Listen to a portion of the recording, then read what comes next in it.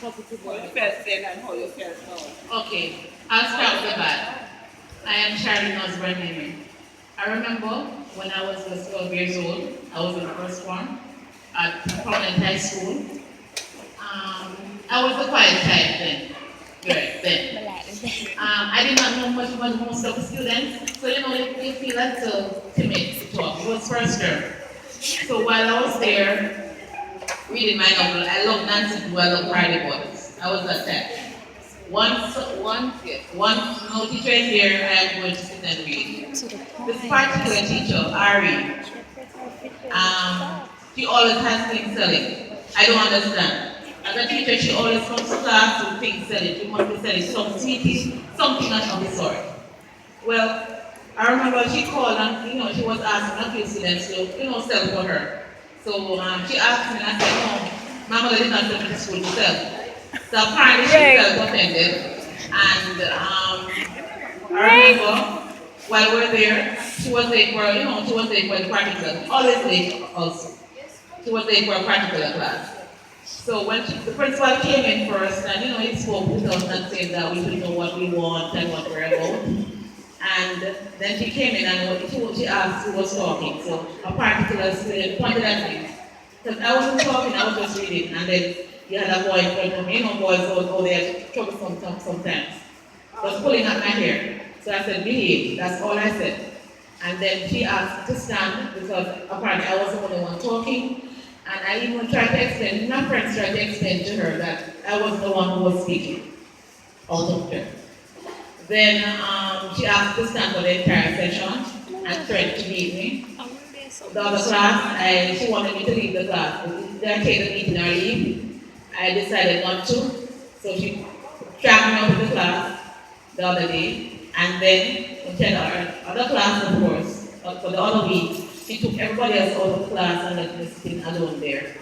And when she took everybody else out of the class, she went around the back of the class, the school, at the area there, and all she did was reference it was a quarrel about how disrespectful and vulgar I was. So, because, my friends encouraged me, you need to tell your mother about this, you need to tell the parents. So I called, I went home and I told mommy what happened. Usually I'm not the troublemaker type. My brothers are the troublemaker type. Those are the students my mother go to school about. So she came, and of course, what I didn't like about all of this was that, I felt betrayed because my form teacher sided with the teacher, the RE teacher who treated me unfairly. And it's like this. I am rude, and he agreed that I was rude. I've never misbehaved in his class or anything like that. And he agreed that I had to apologize to her. After standing for the entire period, after being pushed out of the class, after everybody leaving the class and leaving me there, I had to stand for the entire session. I promised myself this in the year. But then, actually in my book. First she said I had the wrong book, I had one of those, binding books. She didn't mark it. I got a black and white cardboard book, I wrote every notes for that session class. Photo studios. And she still did not mark it when she read my book either she was tired or she just threw it across the classroom. My mother encouraged me and said that I should continue doing my work. And then Move to a positive. I told myself, I said to myself, you teacher, I'm going to try and fight you. Nobody's going to get higher than I in this subject. I'm guaranteeing that because at the end of the year, the person who gets the highest overall the first one, I heard, normally get a prize. So she was the one who, on prize giving day, she was the one who was calling on the names. And I knew I had the eyes because we had to get about papers on all of these things. I am my friends and all these things. So I got 98%. She couldn't rob me that. So anyway, when she was about to call my name, she muttered over my name like, "Oh dear, your name up here on this." That expression she had on her face.